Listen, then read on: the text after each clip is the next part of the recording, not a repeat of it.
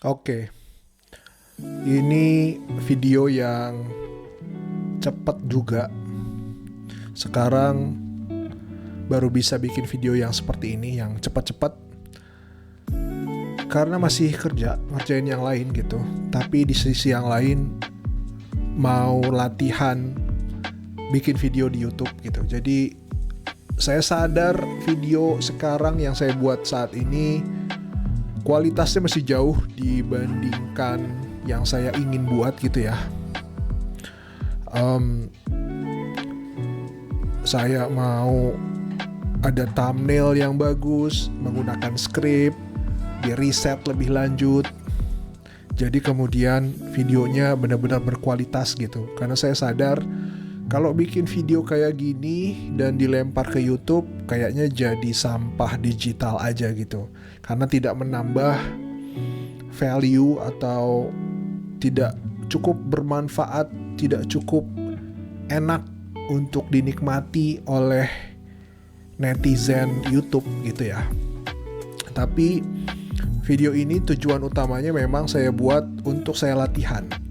Untuk saya latihan ngomong di depan kamera tanpa ada kata terus kemudian ngomongnya lancar, percaya diri dan berani gitu. Jadi ini lebih ke latihan ngomong, public speaking di depan kamera daripada membuat produksi video yang bagus.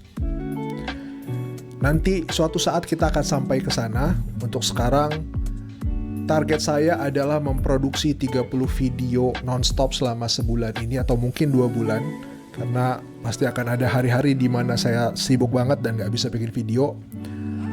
Jadi saya mau produksi video sebanyak-banyaknya dulu sambil belajar lighting, belajar CapCut, belajar audio, dan lain sebagainya. Ini pun sudah jauh lebih bagus dibandingkan yang dulu. Jadi progresnya sedikit demi sedikit. Oke, kita masuk ke materi inti. Jadi kemarin saya baru selesai baca buku Grinding Out dari Ray Kroc McDonald's gitu ya. Alasan kenapa saya baca buku ini adalah saya ingin menghipnotis, merestart otak saya, rewrite mungkin ya, menulis ulang otak saya dengan nilai-nilai mindset dari orang-orang pekerja keras di zaman dulu. Makanya saya sedang baca bukunya Ray Kroc, bukunya Grant Cardone, bukunya David Goggins, dan tokoh-tokoh lain yang memang mereka adalah pekerja keras, Michael Jordan gitu. Jadi saya mau belajar bagaimana mereka dulu bekerja keras dan apa alasannya mereka bekerja keras seperti itu, sehingga saya bisa contoh etos kerjanya di dalam project saya atau pekerjaan saya sendiri. Dan ketika selesai membaca buku Grinding Out ini dari Ray Kroc, dia bukan pendiri ya, dia yang membuat besar McDonald. Kalau McDonald's-nya sendiri ditemukan oleh McDonald's Brothers ya. Itu oke, kita langsung mulai. Saya mau mengulangi kata gitu, kata Jadi imbuhan-imbuhan yang tidak penting itu tidak perlu diucapkan, sehingga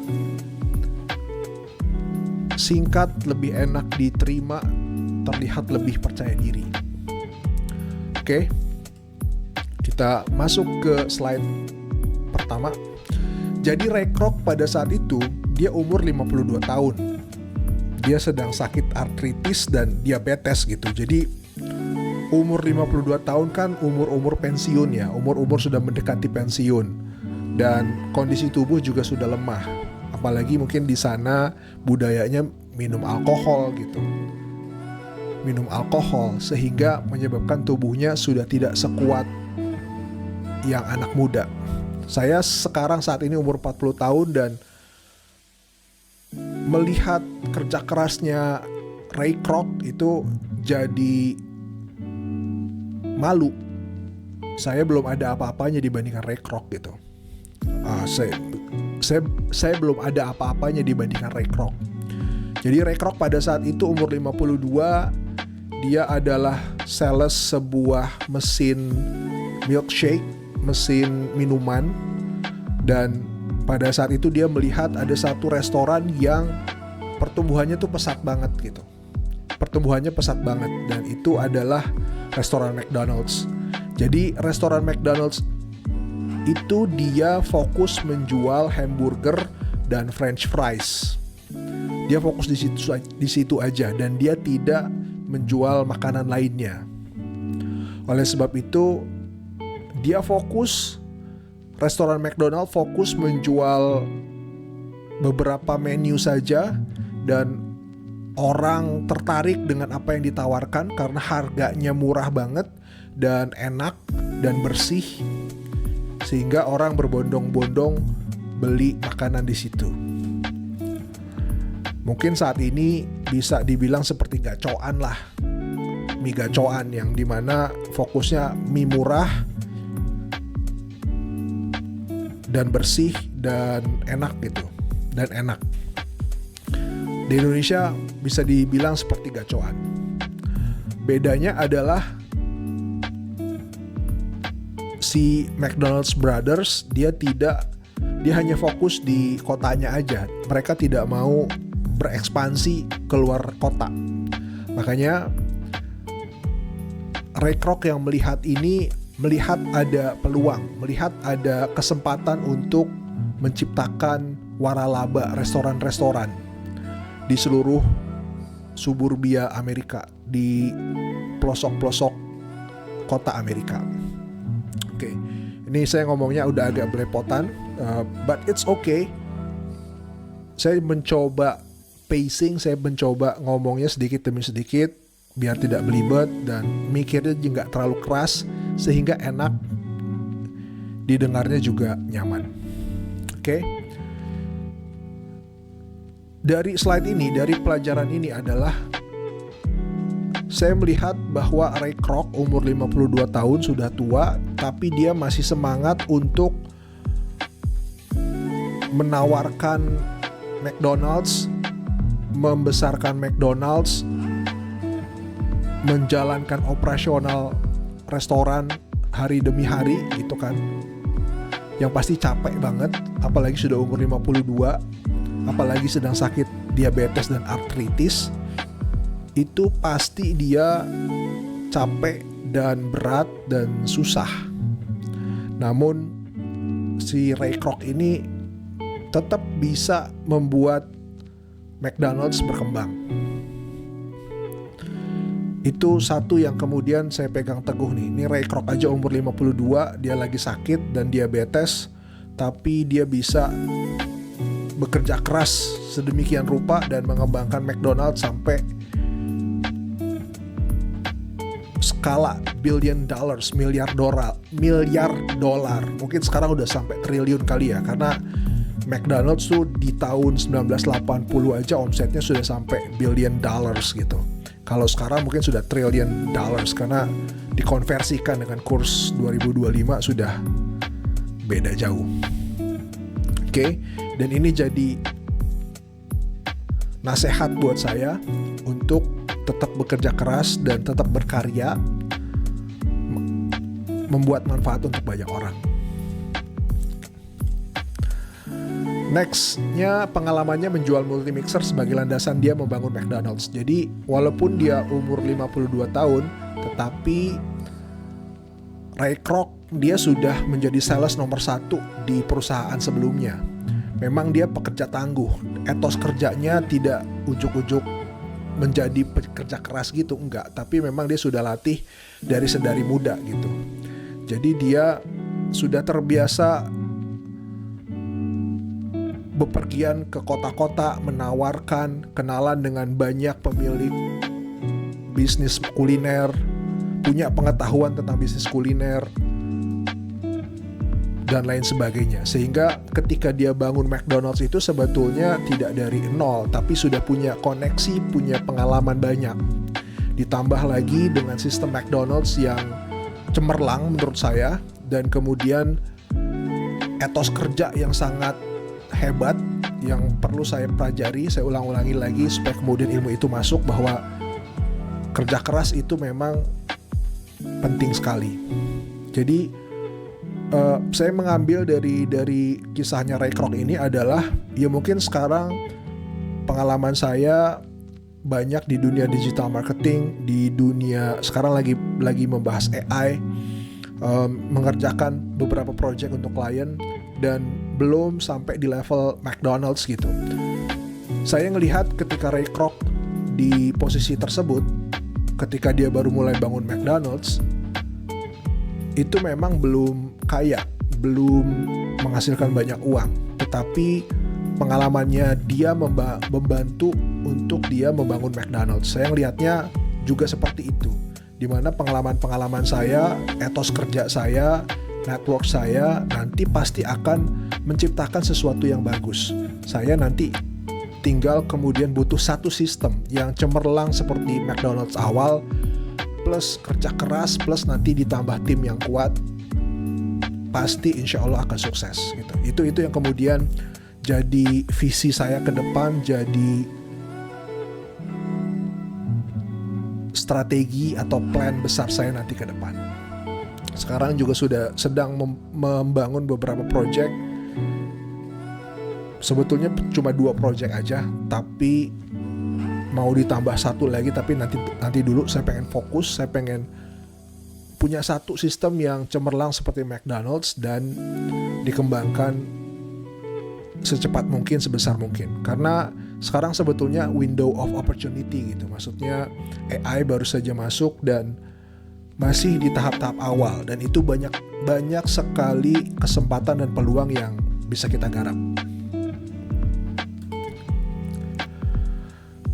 Saat pelajaran lain lagi yang saya ambil dari Ray Kroc adalah, walaupun dia kerja keras sampai larut malam, bertemu banyak orang, namun dia tetap mengutamakan tidur nyenyak. Jadi dia cerita di bukunya, superpowernya adalah ketika dia sudah bekerja dan masuk ke kamar, entah di hotel, entah di rumah, dia bisa langsung tidur nyenyak. Tidak perlu, kalau kita kan kadang harus scrolling HP dulu, harus ngerjain apa dulu, dan Ray Kroc tidak. Ray Kroc bisa nyampe bebersih, katakanlah sikat gigi atau mandi, nyampe di kamar tidur dia bisa langsung tidur nyenyak tanpa ada overthinking, tanpa harus scrolling HP dulu dan lain sebagainya. Dan ini menurut saya penting banget untuk saya tiru, karena memang bisa bekerja keras itu perpaduan antara beberapa faktor. Tidur, karena dengan tidur yang nyenyak membuat tubuh kita fresh, membuat tubuh kita besok bangunnya tuh berenergi gitu. Terus kemudian juga etos kerja, artinya otot kerja kerasnya sudah dilatih bertahun-tahun sebelumnya. Selanjutnya adalah motivasi atau sumber alasan yang sangat kuat untuk melakukan ini semua. Tentu saja ada faktor-faktor lain, misal kesehatan, misal kesempatan, dan lain sebagainya. Ini yang kemudian saya coba jalankan, saya coba tiru di kehidupan saya, untuk malam-malam itu jangan begadang, jangan melakukan hal-hal yang mubazir, misal nonton YouTube berlebihan, scrolling sosmed berlebihan, hal-hal kayak gitu jauhkan aja, tinggalkan, gak usah dilakukan gitu kan. Jangan dilakukan lagi, dan waktunya fokus ke hal-hal yang bermanfaat, misal ngobrol sama anak, meditasi, baca buku, atau bahkan langsung tidur, supaya kemudian besok paginya bisa bangun dengan nyenyak. Oke. Nah, Ray Kroc juga menurut saya kenapa dia bisa sukses, pertama karena dia punya sistem yang dahsyat. Karena sistem McDonald's itu sudah efektif, efisien menurut saya. Dia hanya fokus di beberapa menu yang enak dan harganya murah. Terus kemudian layout restorannya juga dibuat sedemikian rupa supaya pekerja di dalam restoran bisa membuat hamburger dengan standar, rasanya tetap enak, harganya murah, tidak repot dan lain sebagainya. Jadi sistemnya yang dahsyat nih, sistem McDonald's awalnya. Terus kemudian juga ditambah dengan etos kerja kerasnya Ray Kroc untuk menjalankan itu semua, karena itu pasti tidak mudah. Memilih staff, memilih supplier, bagaimana marketingnya, bagaimana kalau ada ekonomi lagi turun kayak misal sekarang ya di Indonesia dan lain sebagainya. Menjalankan sebuah bisnis itu butuh banyak skill, butuh banyak tenaga. Makanya kemudian etos kerja kerasnya ini saya sekali lagi harus belajar, harus latihan untuk bisa sampai di level Ray Kroc gitu. Karena dia umur 52 sakit-sakitan tapi bisa menjalankan itu semua dengan sangat baik. Terbukti dengan McDonald's yang berkembang sangat besar. Tentu saja semua itu nggak bisa dilakukan oleh Ray Kroc sendiri. Dia mempunyai tim yang kuat, dan saya baca di buku Grinding Out itu Ray Kroc dia punya tim yang kuat karena komunikasinya Ray Kroc juga bagus, leadershipnya juga bagus, orangnya jujur, orangnya pekerja keras, visioner juga, pinter, dan itu tergabung dalam sebuah pribadi Ray Kroc. Walaupun kemudian di film yang tentang McDonald dijelaskan bahwa Ray Kroc orangnya seperti ini, orangnya penipu dan lain sebagainya. Saya pikir itu film itu mendiskreditkan Ray Kroc banyak. Karena kalau misalnya orangnya culas, orangnya tidak bisa dipercaya, tidak akan mungkin McDonald bisa sebesar itu. Karena banyak orang yang terbantu dengan McDonald's. Pada awal-awal McDonald's berdiri itu, dalam 5 tahun awal McDonald's itu banyak menciptakan miliuner-miliuner. Jadi pemilik-pemilik franchise McDonald's terbantu banget karena pada saat itu ekonomi sedang turun, tapi kemudian pemilik restoran McDonald's bisa terbantu dari profit yang dihasilkan oleh restoran McDonald's gitu. Jadi kalau misalnya Ray Kroc ini tidak terpercaya, dia tidak leadershipnya bagus, dia komunikasinya jelek, ya pasti McDonald's tidak akan berkembang seperti sekarang gitu. Jadi Ray Kroc ini memang, kalau di Times pernah menyebutkan Ray Kroc sebagai 20 orang paling berpengaruh di tahun 1980-an. Dan saya setuju itu gitu, karena hebat sekali gitu, menurut saya hebat sekali. Tentu saja ini ditambah satu lagi, tambah luck. Karena faktor X ini kalau nggak ada juga susah gitu, udah sulit gitu.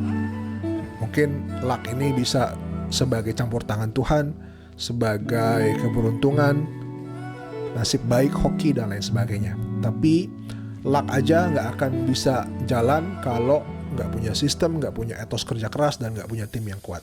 Ini saya ingat-ingat, saya ceritakan lagi supaya kemudian saya sadar bahwa sukses itu bukan cuma satu faktor, bukan cuma kerja sendiri, tapi kerja bersama-sama didukung oleh sistem yang bagus plus juga luck. Tapi luck ini kita akan dapat kalau tiga-tiganya juga beres. Jadi kita beresin apa yang kita bisa, nanti faktor eksternal biasanya akan ikut. Amin. Pelajaran selanjutnya dari Ray Kroc yang saya pelajari adalah Ray Kroc nih, dia selalu berpikir besar. Dia selalu berpikir bagaimana ekspansi gitu.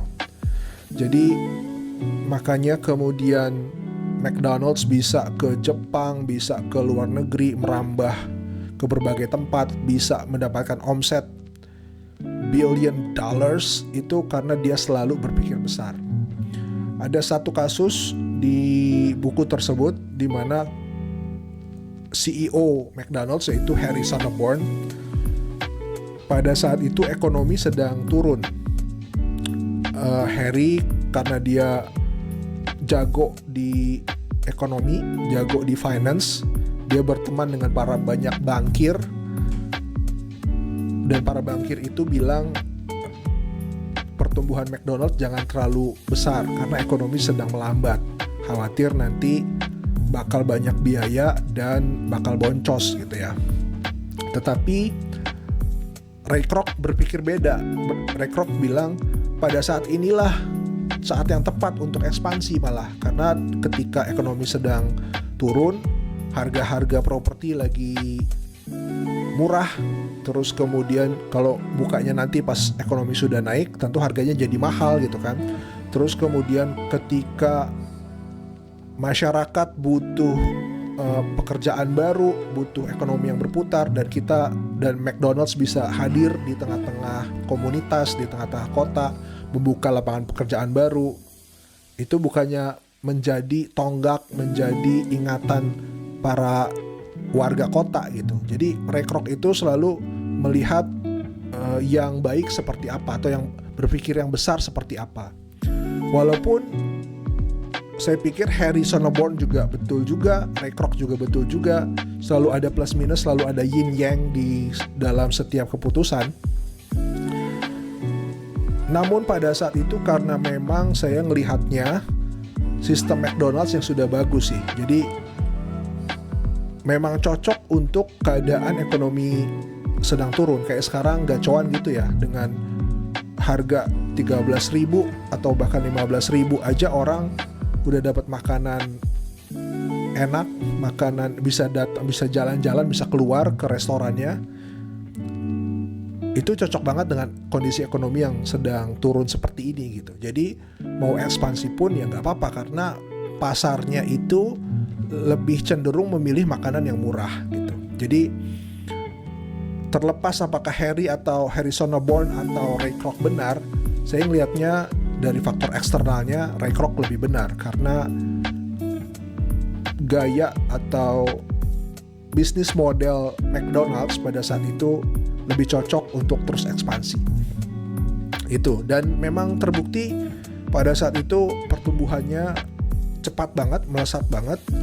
Jadi dalam setahun tuh bisa buka cabang sampai 300 cabang, 400 cabang gitu. Jadi Ray Kroc selalu berpikir besar, dan itu yang kemudian saya coba terapkan dalam kehidupan saya. Ada satu buku yang dulu saya pernah baca dan bagus, The Magic of Thinking Big. Saya udah agak-agak lupa isinya, mungkin nanti saya coba baca lagi. Saya akan review lagi buat belajar ngomong public speaking di video ini. Oke, saya pikir gitu. Ini juga sudah cukup lumayan lama ya, mungkin ada 15 menit lebih kali atau setengah jam ya, saya nggak ngitung. Jadi intinya banyak pelajaran yang bisa saya ambil dari sini. Mungkin kalau tambah satu lagi, yaitu tadi Ray Kroc di dalam buku itu, di dalam buku Grinding It Out, dia menyebut banyak nama orang. Setiap bab itu selalu menyebut 3 karakter atau sampai 5 karakter baru. Si ini ngerjain ini, si ini bantu saya ini, si ini kayak begini, dan lain sebagainya. Jadi artinya nih si Ray Kroc ini punya banyak teman, punya banyak koneksi. Kalau misalnya orangnya culas, orangnya tidak bisa dipercaya, tentu koneksinya tidak akan sebesar itu dan tidak dipercaya orang sebanyak itu. Itu yang kemudian satu lagi ilmu yang mau saya share di video ini, bahwa kita jadi orang yang pekerja keras, yang pintar, yang berani, yang jujur, nanti orang akan melihat kualitas kita sebenarnya seperti apa. Walaupun katakanlah ekonomi turun seperti ini, selalu akan ada peluang. Selalu orang-orang seperti itu pasti selalu bisa beradaptasi. Dan saya melatih diri saya untuk menjadi orang seperti itu. Oke, saya pikir gitu. Terima kasih. Semoga nanti bisa bikin video yang lebih bagus lagi. Tadi di awal sebetulnya mau menggunakan title yang bagus, hooks yang bagus, thumbnail yang bagus. Ya, it's okay lah. Ini mungkin 30% effortnya untuk membuat videonya. Nanti cobalah kita setelah video ini, coba kita bikin video yang lebih proper. Ini karena sekarang settingannya sudah proper lah. sudah ada kamera yang walaupun masih pakai kamera HP tapi hasilnya udah lumayan, nggak yang jelek banget gitu ya. Audio juga ini juga udah oke. Mungkin nanti tinggal ngedit di Camtasia sama di CapCut-nya supaya jadi lebih bagus. Harapannya nanti ada uang, ada alokasi khusus untuk hire editor sehingga ngedit videonya nggak terlalu lama. Bisa, jadi kemudian waktunya bisa untuk kerjakan hal-hal lain. Thank you, dan see you in the next video.